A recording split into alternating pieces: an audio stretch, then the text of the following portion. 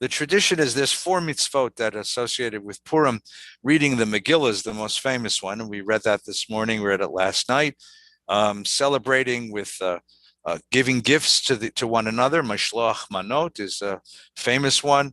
Giving gifts to the poor is one, and having a Suda, having a celebration of the holiday that includes some learning and some feasting. That's part of the celebration. So for lunchtime, we thought we'd have a little bit of Suda, a little bit of feasting. I hope that you have a feast in front of you. If not a feast, a decent sandwich and some soup. And we'll do a little bit of learning together. Today's Purim, and of course, Purim comes exactly 4 weeks before Passover. And those 4 weeks are a journey. In many ways, it was a literal journey. In ancient Israel, this would be the signal to people who were going to make pilgrimage to Jerusalem for Pesach during the second temple period, depending on how far away they were from Palestine, from Israel, to begin their journey. If you lived in Europe or if you lived in Asia, you would begin your journey to you'd begin your journey to the Holy Land, to the Holy City. You begin to pack and to get going, and to begin to celebrate, get ready to celebrate the Passover. We have a vestige of that in our tradition yet now, because the Shabbatot, the Sabbaths that lead between now and Pesach, are each very special Shabbatot, and each one is imagined to be a sort of way station along the pilgrimage, from wherever we are to the place of freedom that is represented by Pesach. And the journey takes us from Purim to Pesach. But that journey has another quality to it that I'd like to spend a few minutes with you today thinking about. One of the outstanding features of Megillat Esther, of the book of Esther, is the fact that the name of God does not appear in it any place. That God is not visible in the story. Now, we can find God between the lines. We can find God in certain hints in the story, of course, and that's what the tradition has always done. But the name of God doesn't occur anywhere. And there's nowhere in the book in which God performs a miracle for the people of Israel, for the Jewish people in Persia, saving them from the catastrophe that's coming. That's on the hands of Esther. And if you're more of a humanistic theist, like I am, you would see God working through the courage of Queen Esther and through the vision of Uncle Mordechai and through the strength of the community to resist its destruction. But how is it possible that a book of the Bible doesn't include the name of God? And how is it possible that a book of the Bible, which offers itself as what they call in German Heilige Geschichte, holy history, that is the holy narrative, the sacred narrative of our people, doesn't include the name of God? How is that possible? And then what's shocking, of course, is to make the journey from Purim, where the name of God is not included in the book, to Passover, in which it's all about God as the principal actor of history. In fact, if we look at the two stories and compare them one to the other, the story of Purim begins with a wine feast, and Achashverosh is drunk, and he appears drunk in many of the chapters of the story. In fact, the whole idea of the story, and the reason why the holiday is called Purim, the book identifies, is the Persian word for casting lots, throwing the dice. The image of the world in the Megillah and the image of the world that is presented us by the Purim holiday is a world that is random, a world that is arbitrary, a world that is upside down, a world that is ruled by chance, a world that has no justice at its core, except what justice Mordechai and Esther are able to bring to bear on the story. That kind of crazy upside down world is completely the opposite of the world that we're going to find in the Pesach story. And the Pesach story, of course, begins with the oppression of the people Israel in Egypt, Pharaoh's enslavement of the Israelites, and his attempted genocide as he's tossing Israelite children, Israelite baby boys into the Nile.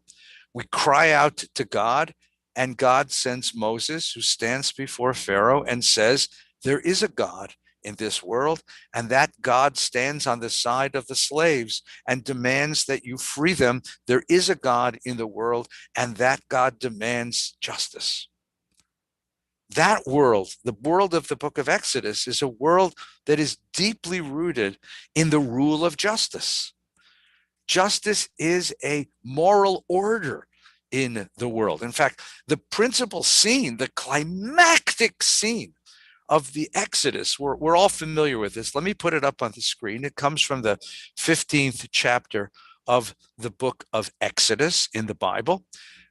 We have left Egypt. We have run out after 10 plagues have decimated the Egyptian economy and decimated the worldly power, the material power of the Egyptians. We ran out of there, and we arrived at the boundaries of the Red Sea.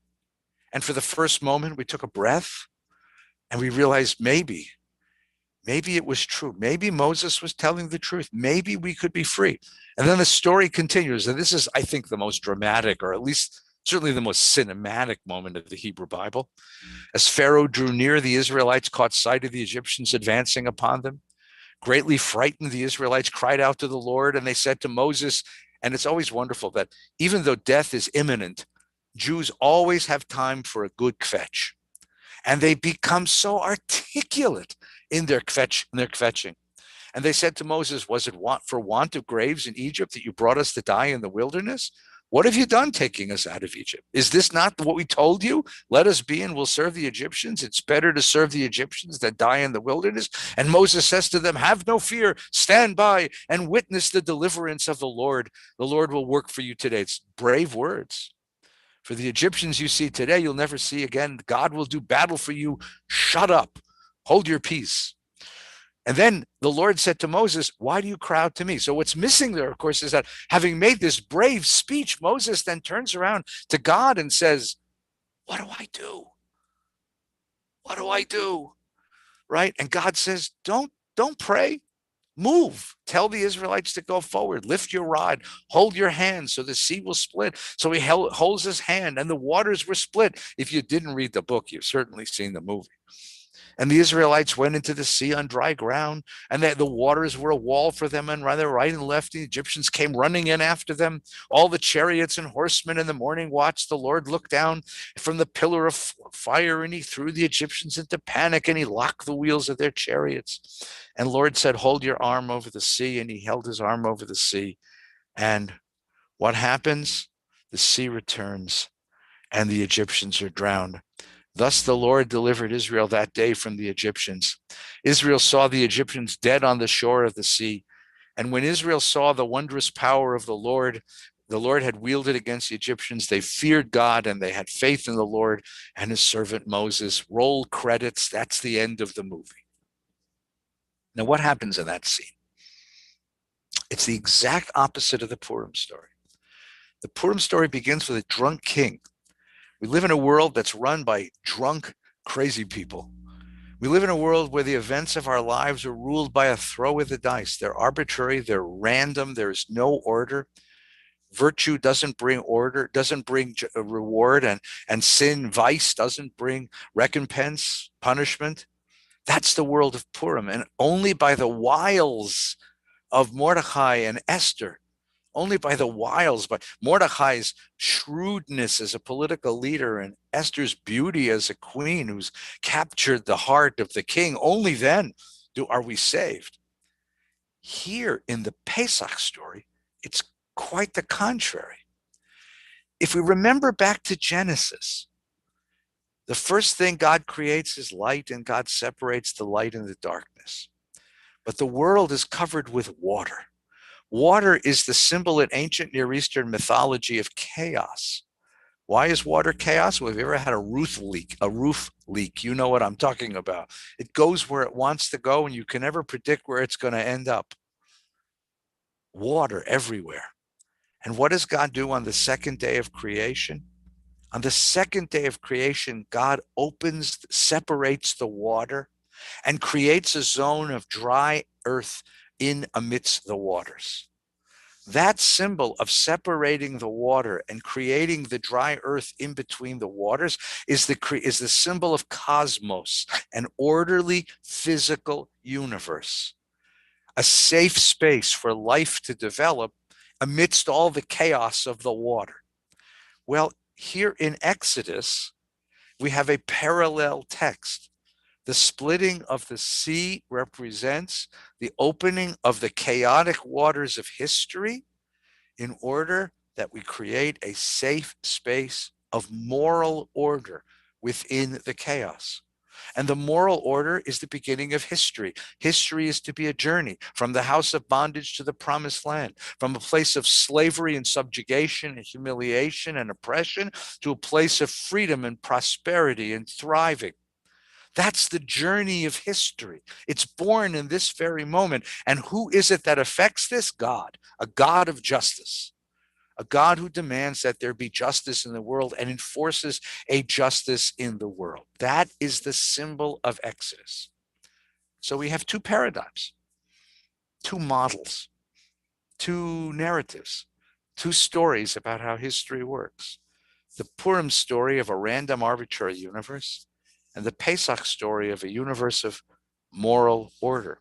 And the journey we're about to take these next 4 weeks, as we're going to be cleaning our kitchens and shopping and preparing for the Pesach, is a journey from the random universe of Purim to the universe of justice, the morally ordered universe of justice of the Exodus. That's the journey we're about to begin. Now, what's the nature of that? What's the nature of God's participation in the world? The Megillah, the story of Esther, says that God may be behind the scenes, but you can't see God there. The Bible will have a couple of reflections on this, and then we'll take a look at the Talmud. So one of the most interesting reflections on where God fits into our historical experience is in the story of Joseph. Remember the story of Joseph? So at the beginning of the book of Genesis, God is very active. He's sending Abraham and dictating to Jacob what he ought to do. But by the time you get to Joseph, Joseph finds God not in his waking life, but only in his dreams.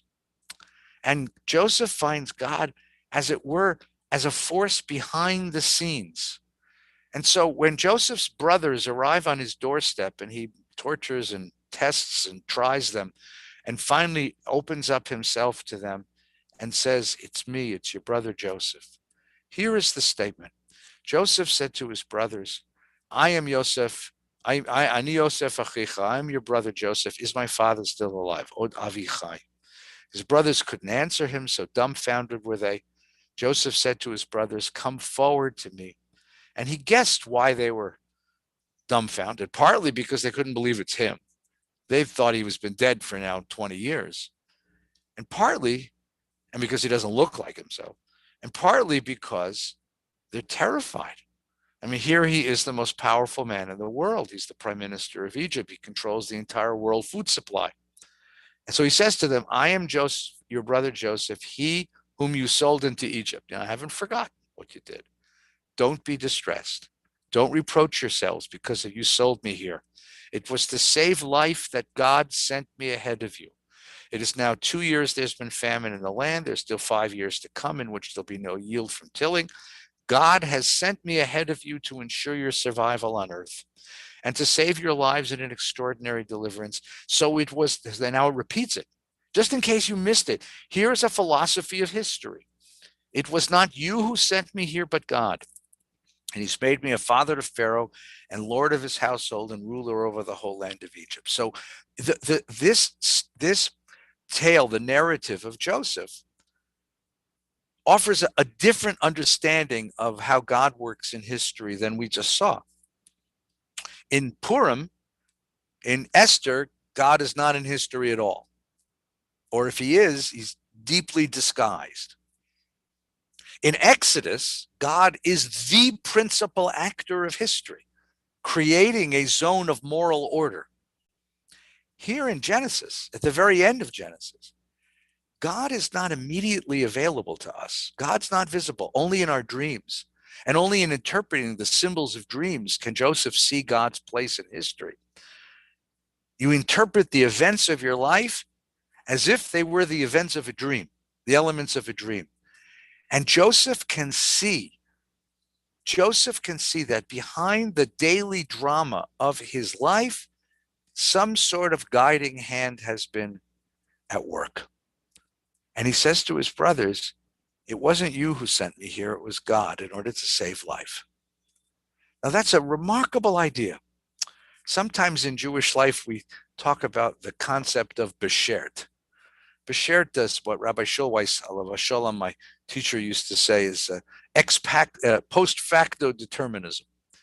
Like going into a circumstance, I don't say whatever happens is God's will. I try my damnedest to figure out what's the right thing to do. It's only afterwards that I look back. And when I look back at my circumstance, when I look in retrospect, I can say, now I see the guiding hand of God shaping my fate so that it would come out in a certain way. Later on in the story, Moses is going to say to God, I want to know who you are. And God's going to make a very strange statement to him. He's going to say, you can't see my face, you can only see my back. Puts him in a rock, passes by, and it says Moses sees the back. What does it mean to see the back of God? You can't see where God is. You can't see where God's going, but you can see where God's been. So you can see the hand of the divine in your experience in retrospect. And so in colloquial folkloric Jewish, we say something is beshert. It was good it happened that way. It's remarkable that it happened that way. That's yet a different understanding of how the divine works in history. A different understanding than Megillat Esther, and a different understanding of than Exodus. The last one we'll give you from the Bible, of course, is Vahayam Shmoah from Deuteronomy. Now, the Deuteronomic tradition has a very, very, in some ways, crude sense of it. It's basically reward and punishment. If you obey the commandments that I give you, loving the Lord your God and serving God with all your heart and soul, I give you rain. Take care not to be lured away and serve other gods, for the Lord's anger will flare up against you, shall shut the sky, and you'll starve. A basic sense of reward and punishment.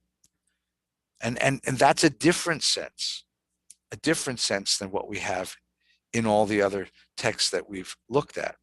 So where do you find God in history? How does it work? Well, when we turn from the biblical sources to the rabbinic sources, we find that the rabbis struggled with this quite a bit. I'll give you a couple of tastes of this. So let's take a look at this source here. Talmud Kiddushin 39a. So the Talmud, of course, is the great compendium of Jewish law and lore, created from the 1st century to the 5th century, and then codified in the 5th century. And in the Talmud, there are lots and lots of discussions. Kiddushin is typically marriage law. But here we have a story. It's a little story, okay? A father said to his son, go up to the loft and bring me the young birds from the nest there. So the boy went up. And before he took the baby birds, he shooed away the mother bird. So just to get clear, there is a commandment in the Torah. There are 2 commandments in the Torah, only 2 commandments in the Torah, in which a reward for that commandment is mentioned alongside the commandment. And they happen to be the 2 commandments that this young man has now fulfilled. And not just that the reward is right next to the commandment in the text of the Torah, but the reward for both of them is long life. One of them is honor your father and mother.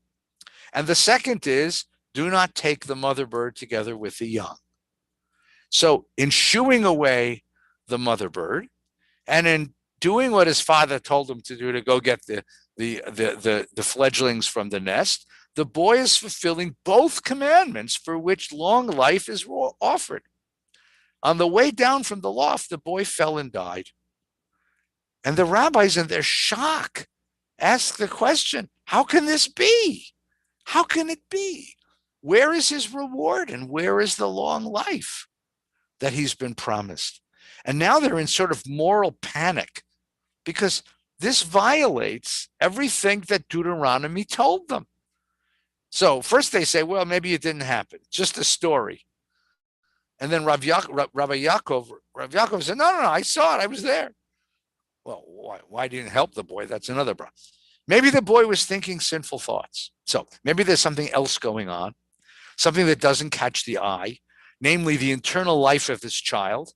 And the child would be holding evil thoughts. And because he had evil thoughts, he was being punished for his evil thoughts so that the moral structure of Deuteronomy still abides. No, God doesn't punish us for our sinful thoughts. Even if he was, you're not punished for sinful thoughts, thank God, right?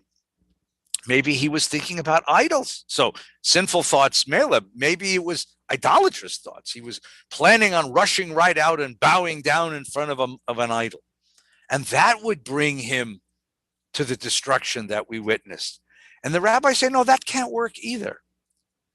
Because the commandments he was doing should have protected him from his thoughts. Rabbi Eliezer taught us that those who do commandments are never harmed. Shaliach mitzvah doesn't get a shaliach mitzvah, someone who's been sent on a mitzvah errand, is never damaged. That's why, by the way, excuse a digression for a second, if you ever go to Israel, friends will hand you $1 and ask you to be their shaliach and give this dollar to a beggar. Because if I give you $1 and you take it to a beggar, you're my shaliach mitzvah. You're doing an errand for me for a mitzvah. And the rule is that a person on the errand doing a mitzvah nothing bad can happen to them. I'm protecting you by giving you $1. But if that's the case, if he's a shliach mitzvah, nothing should have happened to him. Even if he was thinking terrible thoughts, the mitzvah should have protected him from the thoughts, and certainly the mitzvah should have protected him from the punishment. But then what have we arrived at? If this boy could have been fulfilling the 2 mitzvot, which both carry the reward of a long and good life, then nothing bad should have ever happened to him. But something bad happened to him. And the rabbis settle in an answer, which is kind of shocking in its modernity. Right? Sulam rakua in Hebrew. It was a broken ladder. And where there's a broken ladder, you can't rely on God's miracles. A broken ladder? It's as simple as that, a broken ladder. But what does it mean to say there's a broken ladder? That means accidents happen. But what does it mean that accidents happen? Isn't there supposed to be a God who prevents that? Isn't that the moral order that the book of Exodus, or at least the book of Deuteronomy, prepared for us and offered us and argued for? Shouldn't there have been a divine hand to catch that young man as he fell from the rafters of the barn? How could it be that there's an accident? How could it be? But what the rabbis are recognizing, and they recognize this because they lived this, is that at a certain point, you can't look into the world and expect that moral order is going to hold in all places and at all times and for all individuals.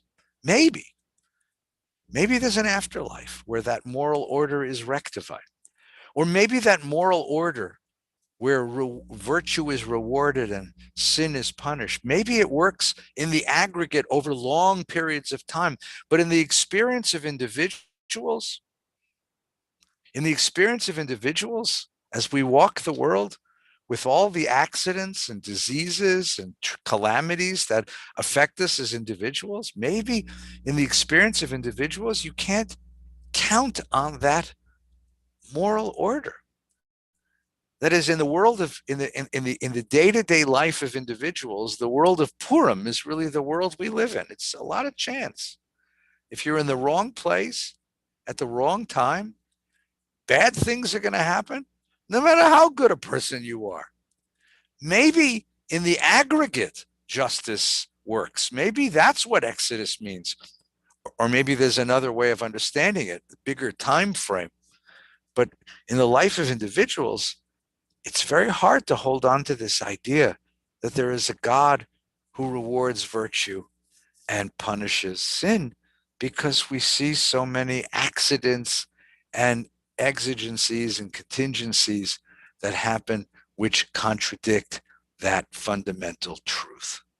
And they give up this idea. Now, Sulam Rakua is actually an interesting thing, because if you say that the reason why the boy died was the broken ladder, then what should have been done?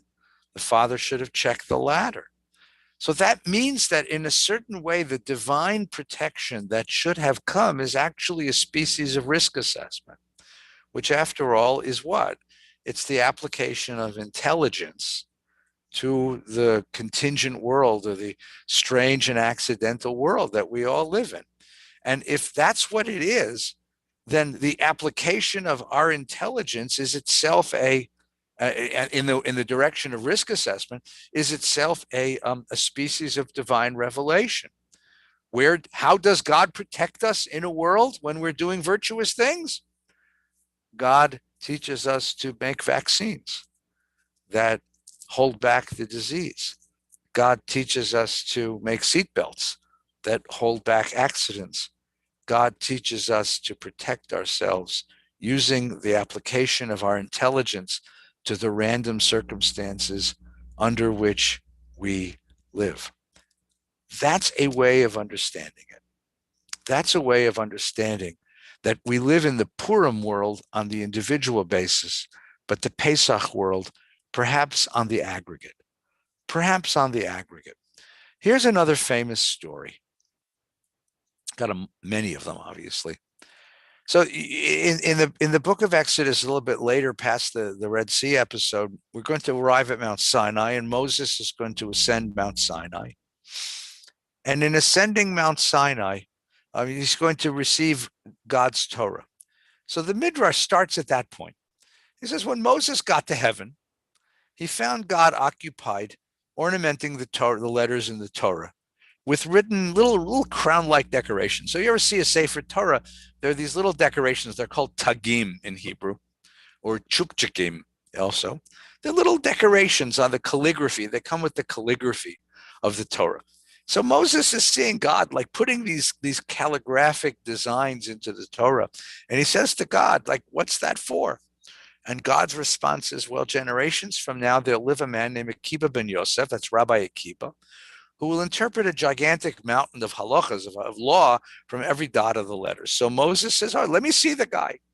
So God says, okay, turn around. And he finds himself in the 8th row of Rabbi Akiba's academy. Now, that's sort of an inside joke. The first row are the men who are about to be ordained rabbis, and the second row are the A+ students, and the third, 4th row are the A and B students, and the 5th and 6th row are the C and D students, and the 7th row are the young children who've just entered the academy. In the 8th row, you can imagine what that means. And there Moses sits in the back, and he's dumbfounded because he couldn't follow the discussion. He was greatly grieved. And then he heard one of the disciples ask the rabbi, how do you know that?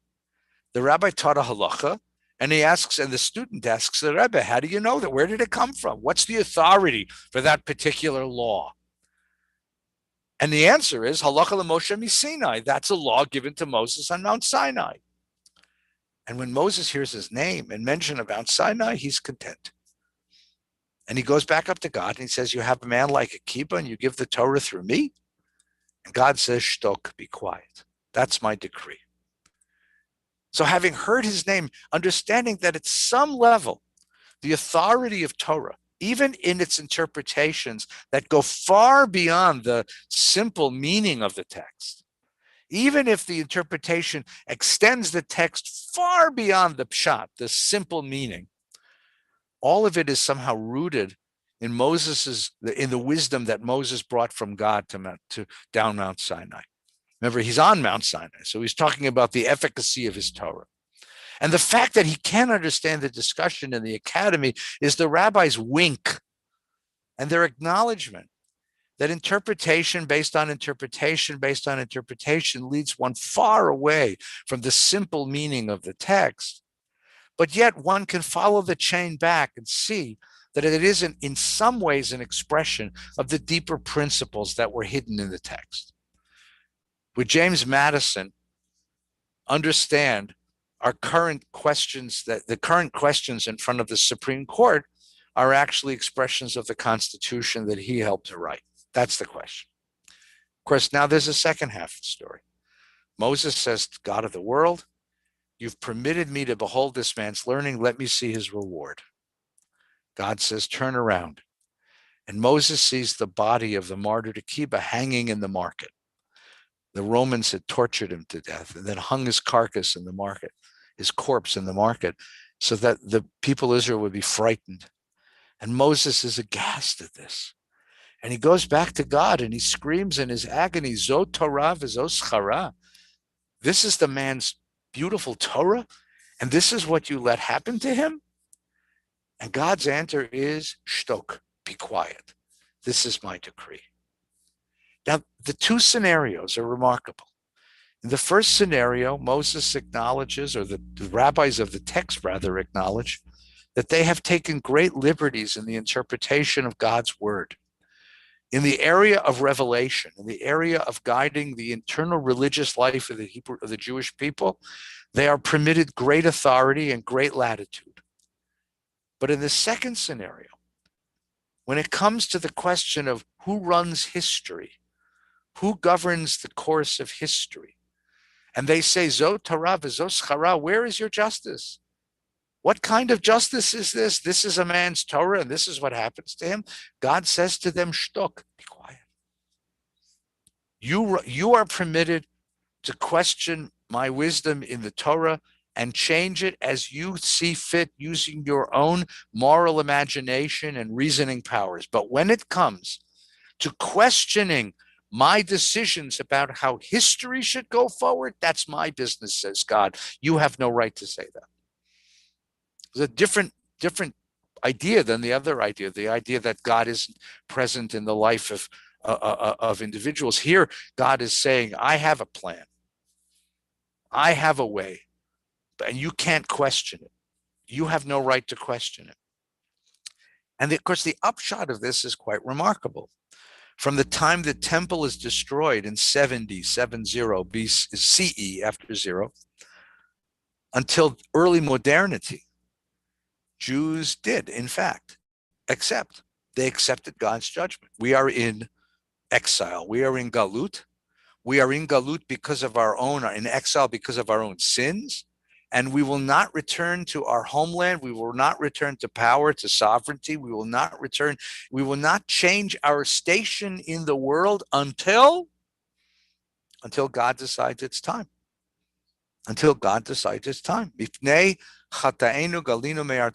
says that in the prayer book on holidays. Because of our sins, we were exiled from our land, and here we sit waiting for you, God, to come and redeem us. We say this every Saturday night, tomorrow night.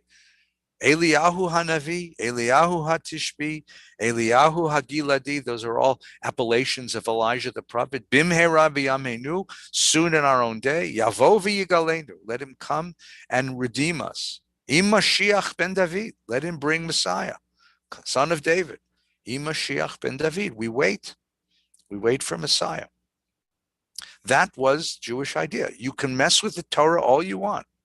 Well, you can't mess with all you want, but you can mess with it. You have the authority to create Hanukkah, to create a holiday. You have the authority to change the laws of the people of Israel, but you don't have the authority to question God's rules of history. You have to suck it up and wait for God. God is still the principal actor in history. And you still have confidence that one day in the future, this will all be resolved. Ani ma'amin b'emunah shlema. I have faith I have full and perfect faith in the coming of a Messiah. Well, what happens? Well, the end of the middle of the 19th century, Jews begin to question this. The most powerful question of this, of course, comes from the Zionists.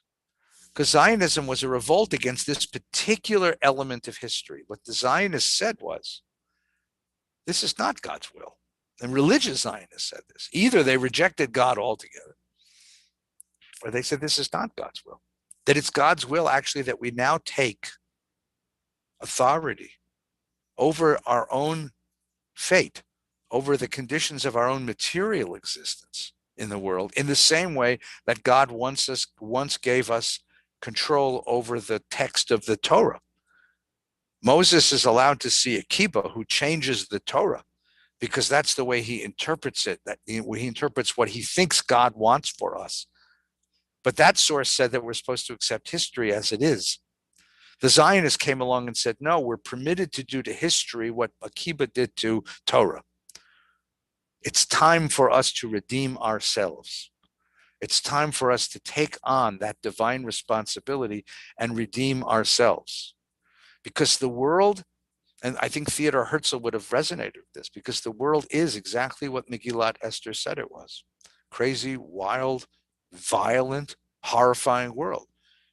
And it's going to take a certain degree of temporal power, and not waiting for God, but our own temporal power to resolve our position in history, to regain the control over the material conditions of our history, and to redeem ourselves. You all know this because you know a song, and it's one of my favorite Hanukkah songs, right? Right? Mi yamalel gvurot Yisrael otan mi yimne hein bechol dor yakum hagibor goel ha'am. Shlomo Rabinowitz, who wrote that song, Russian Jew, came to Israel in the 1930s. Mi yamalel gvurot Yisrael. That's not the line in the Bible. The line in the Bible was Mi yamalel gvurot Adonai. God's glories, not Israel's glories. Hein bechol dor yakum hagibor goel ha'am. In every generation, a hero rises up to save the Jewish people. Goel ha'am. God is Goel ha'am. That's what it says in the prayer book. Baruch atah Adonai Goel Yisrael. But no, for Rabinowitz, for the Zionists, we are our own redeemers. Shema, there's a loaded word for you. Bayamim hahem bazman hazeh. That's the bracha we say on Hanukkah in these days, at this time of year. Maccabee Moshiach Ufodeh. Maccabee Moshiach Ufodeh. God is Moshiach Ufodeh. God is the Savior and Redeemer. No, said Rabinowitz. Maccabees did that. Uvi amenu kolam Yisrael, and in our day, let all of Israel, 3 words, Yitached, Yakum, V'yigael. Yitached, come together as one. Yitached, from the same room, the word for echad. What do we normally do? We unite God's name. Yachedcha bi'ava, we unite God's name in the Shema. But he said, no, this is time for us to set that aside and yitached, gather as one as a people. Yakum, rise up. And here's the most powerful word, yigael. That's future tense nifal. Redeem ourselves or be redeemed. To redeem ourselves is to say, the God that I read about in the Pesach is a God I wish governed my universe. And the world that I read about in my Pesach is the world of my dreams, a world where there's a clear and distinct moral order that I can grasp and I can live with and I can have confidence in. But it's not the world of my experience. The world of my experience is a whole lot more like Purim than Pesach, a world of insanity, of violence, of evil, of chaos. And in that world, it's up to us to be the hands and eyes of God and bring justice into this world, just like Mordechai and just like Esther. And that's the great revolution that Zionism brought to Jewish modernity. And that's how Zionism brought, as it were, God back into history. In the same way that God does not appear visibly in the book of Esther, but we can feel the divine presence between the lines because we see people who act with self-sacrifice and heroism to save their people from the evils of a random, crazy world. Said the Zionists, and I would agree, that we must do the same. Self-sacrifice, devotion, dedication to people, to the right, to the good, to get our hands dirty with power, to find a way to ameliorate the evil and the randomness of this world, to bring a little bit of moral order, to aspire to Pesach, to dream about a world of Pesach, but to recognize that we live in a world of Purim. I want to wish you a very happy day today. I want to have a Hamantash. celebrate with the family you love. Shabbos is coming tonight, and what a wonderful juxtaposition of Shabbos and Purim, to go from a day of feasting and celebrating to a day of rest and joy. Have a wonderful Shabbos, and we'll see you. I'm Rabbi Ed Feinstein. This is Valley Beth Shalom live and online. And in case you'd like to learn more, starting this Wednesday night, which is the 3rd of March, we're going to be having an evening course, College of Jewish Studies. Valley Beth Shalom's College of Jewish Studies returns. We reopen. And I'll be doing a short course called The Questions That Won't Go Away. All the great theological questions raised for us by this COVID catastrophe and all the things we've seen around us, and some of the answers that we find in the holy text of the Jewish people. Please join me. I wish you a really, really good Shabbos and a fresh